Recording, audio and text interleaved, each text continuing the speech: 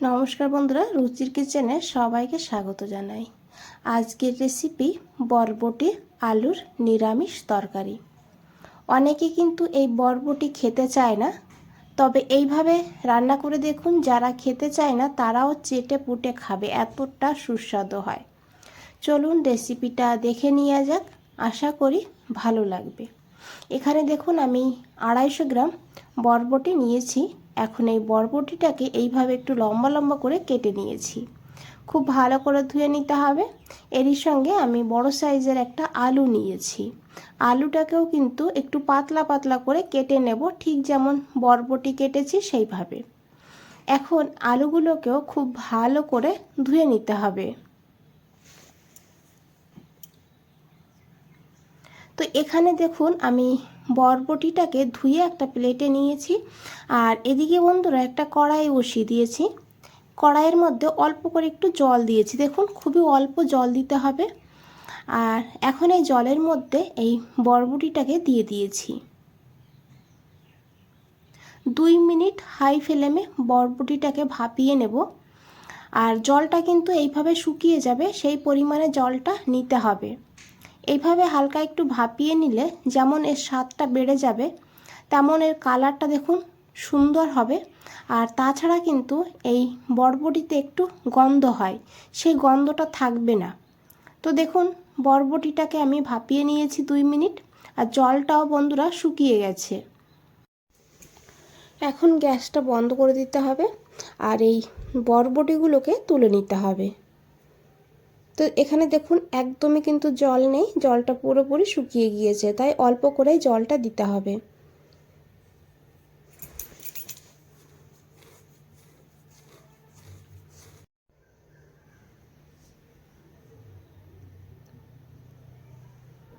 তো এদিকে দেখুন আলাদা একটা কড়াই বসিয়ে দিয়েছি, গ্যাসটা ধরিয়ে দিয়েছি। আর এদিকে এই কড়াইতে আমি নিয়েছি সাদা তেল 2 চামচ। রান্নাটা আমি সাদা তেলে করেছি, তবে সর্ষের তেলেও করা যাবে।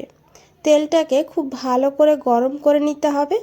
তারপরে একটু দিতে হবে লবণ। এখানে আলু ভাজবো, তাই আলুটা দেওয়ার আগে একটু লবণ দিলে তেল ছিটবে না, সেই কারণে আমি প্রথমে একটু লবণ এখানে দিয়ে দিয়েছি। তারপরে সেই কেটে রাখা আলুগুলো দিয়ে দিয়েছি। এখন এই আলুটাকে 2 মিনিট ভেজে নেব।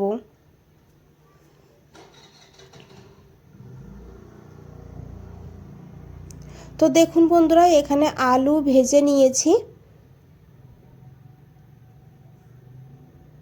এইভাবে আলুটাকে ভেজে নিয়ে তারপরে এখানে অল্প করে একটু হলুদের গুঁড়ো দেব, আর দিয়ে খুব ভালো করে মিশিয়ে নিতে হবে। তারপরে এখানে দিয়ে দিতে হবে সেই ভাপিয়ে রাখা বরবটিগুলো। তবে আপনারা চাইলে না ভেজেও রান্না করতে পারেন, তবে এইভাবে একটু হালকা ভেজে নিলে এর স্বাদটা কিন্তু আরও বেড়ে যাবে। তাই আমি এইভাবে 1-1.5 মিনিট আলুর সঙ্গে বরবটিটাকেও ভেজে নেব।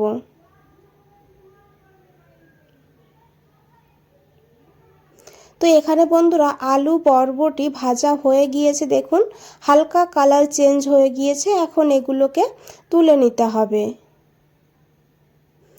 আমার মতন করে একবার হলেও এইভাবে আলু বরবটির নিরামিষ রান্না করে খেয়ে দেখুন, তারপরে আমাকে জানান কেমন লেগেছে। খেতে কিন্তু অসাধারণ হয়।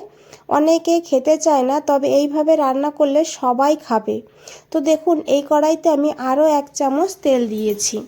তেলটাকে গরম করে নিয়ে তারপরে দিয়েছি একটা তেজপাতা, একটা শুকনো লঙ্কা, তার সঙ্গে এখানে দিয়েছি এলাচ, আর এখানে নিয়েছি দারচিনি একটু, আর একটু লবঙ্গ অল্প করে দিয়েছি, তার সঙ্গে 1/2 চামচ গোটা জিরা। এখন এই ফোড়নটাকে একটু ভালো করে ভেজে নেব।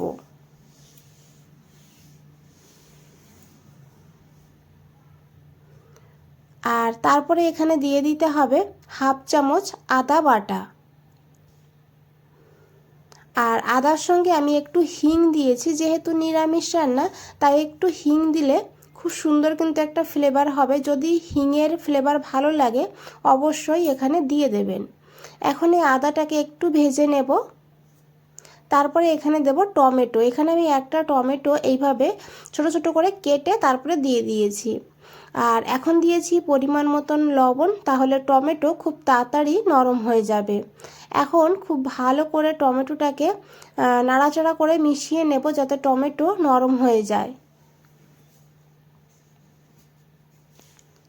তো দেখুন বন্ধুরা, টমেটো নরম হতে শুরু করে দিয়েছে। এখন এখানে দিয়ে দিতে হবে একটুখানি জল। যেহেতু কিছু গুঁড়ো মশলা যোগ করব, সেই কারণে আমি এখানে একটু জল দিয়ে দিয়েছি, তাহলে আর গুঁড়ো মশলাটা নিচে লেগে যাবে না। আর আশা করি দেখে বুঝতেই পেরেছেন টমেটো কিন্তু একদমই নরম হয়ে গিয়েছে। তারপরে এখানে জলটা দিতে হবে।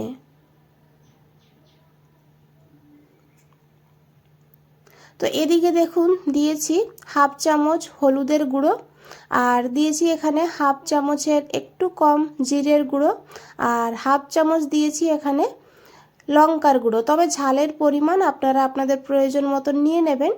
আর এখন খুব ভালো করে মিশিয়ে নিতে হবে, আর মশলাটাকে 2 মিনিট কষিয়ে নিতে হবে। বন্ধুরা, রান্নাটা খুবই সাধারণ আর সিম্পল, তবে খেতে কিন্তু দুর্দান্ত হয়। তো দেখুন আমি 2 মিনিটের জন্য লো ফ্লেমে মশলাটাকে ঢাকা দিয়ে রেখে দিয়েছিলাম। 2 মিনিট হয়ে গিয়েছে, ঢাকনাটা সরিয়ে নিয়েছি। এখন একবার খুব ভালো করে মিশিয়ে নিতে হবে। আর মশলা থেকে কিন্তু তেলও ছেড়ে দিয়েছে। এইভাবে মশলাটাকে লো ফ্লেমে ভালো করে কষিয়ে নিতে হবে। তারপরে এখানে নিয়েছি দেখুন ছানা। এখানে আমি 2 চামচ মতন ছানা নিয়েছি। হাফ কাপ দুধের ছানা আমি বাড়িতে বানিয়ে নিয়েছি। সেই ছানাটা ভালো করে ফেটিয়ে তারপরে দিয়ে দিয়েছি। তবে ছানার পরিবর্তে আপনারা এখানে পনিরকে গ্রেট করেও দিতে পারেন, তবে খুব বেশি দেবেন না, এইভাবে অল্প দেবেন, এতে কিন্তু এর স্বাদটা অনেকটা বেড়ে যাবে। তবে আপনারা যদি ছানা দিতে না চান, ছানাটাকে বাদ দিয়েও রান্না করতে পারেন, তাতেও খেতে ভালো লাগবে। তো দেখুন এখানে আমি ছানাটাকে দেওয়ার পর খুব ভালো করে কষিয়ে নিয়েছি। তারপরে এখানে দিয়ে দিয়েছি সেই ভেজে রাখা আলু আর বরবটি, দিয়ে মশলার সঙ্গে ভালো করে কিছু সময় কষিয়ে নিতে হবে। তারপরে এখানে পরিমাণ মতন গরম জল দিতে হবে। রান্নাটা কিন্তু খুব বেশি ঝোল হবে না, আবার একদম শুকিয়েও যাবে না, সেইভাবে করতে হবে, সেই বুঝে এখানে জলটা দিতে হবে। জলটাকে দিয়ে খুব ভালো করে মিশিয়ে ঢাকা দিয়ে 5 মিনিট রান্না করব।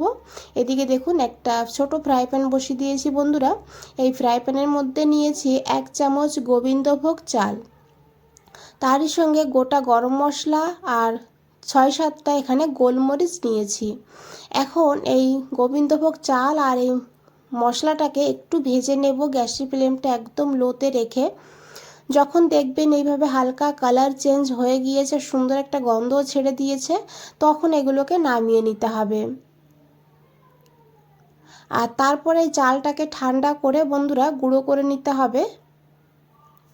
তো দেখুন এখানে চাল ঠান্ডা হয়ে গিয়েছে। এদিকে একটা মিক্সার গ্রাইন্ডার আমি নিয়ে নিয়েছি। এখন এর মধ্যে চালটাকে দিয়ে দিয়েছি, ভালো করে এটাকে গুঁড়ো করে নিয়েছি দেখুন এইভাবে। আর খুব সুন্দর কিন্তু এখানে একটা গন্ধ বেরিয়েছে। আর এদিকে দেখুন 5 মিনিট হয়ে গিয়েছে, ঢাকনাটা সরিয়ে নিয়েছি। দেখতে কতটা লোভনীয় লাগছে। এখন একবার খুব ভালো করে মিশিয়ে নেব। যেহেতু এই ঝোলটা একটু পাতলা আছে, তো সেই কারণে এই চালের গুঁড়োটা দিলে তাহলে কিন্তু ঝোলটা গাঢ় হবে, আর তাছাড়া স্বাদটাও কিন্তু দুর্দান্ত হবে। তো এখানে আমি চালের গুঁড়োটা দিয়ে দিয়েছি, আর হাফ চামচ চিনি দিয়েছি সঙ্গে। যেহেতু নিরামিষ, তাই একটু চিনি দিলে টেস্টটা সুন্দরভাবে ব্যালেন্স হবে। খুব ভালো করে মিশিয়ে নিয়েছি। তারপরে ঢাকা দিয়ে লো ফ্লেমে আবারও 2 মিনিট রান্না করব। তার আগে এখানে 2টো কাঁচা লঙ্কা দিয়েছি সুন্দর একটা ফ্লেভারের জন্য। এখানে 2 মিনিট হয়ে গিয়েছে, ঢাকনাটা সরিয়ে নিয়েছি। এখন একবার খুব ভালো করে মিশিয়ে নিতে হবে। আর আলু কিন্তু সিদ্ধ হয়ে গিয়েছে বন্ধুরা। আর বরবটিটা তো দেখেই বুঝতে পেরেছেন আলু বরবটি ভালোভাবে সুসিদ্ধ হয়ে গিয়েছে। তেজপাতাটা তুলে ফেলে দিয়েছি। তারপরে 1 চামচ ঘি দিয়ে গ্যাসটা বন্ধ করে দিতে হবে। আপনারা একটু লবণটা দেখে নিতে পারেন এই সময়। তো দেখুন ঘিটাকে দিয়ে খুব ভালো করে মিশিয়ে নিয়েছি। আর যদি রেসিপিটা দেখে একটু ভালো লেগে থাকে, একটা লাইক করে দেবেন, চ্যানেলটাকে সাবস্ক্রাইব করে পাশে থাকবেন, আর কমেন্টসে জানাবেন কেমন লেগেছে। তো বন্ধুরা আজ তাহলে এই পর্যন্তই, ফিরে আসছি নতুন কোনো রেসিপি নিয়ে। ভালো থাকবেন, সুস্থ থাকবেন, সবাইকে অনেক অনেক ধন্যবাদ এত সময় ধৈর্য ধরে রেসিপিটা দেখার জন্য।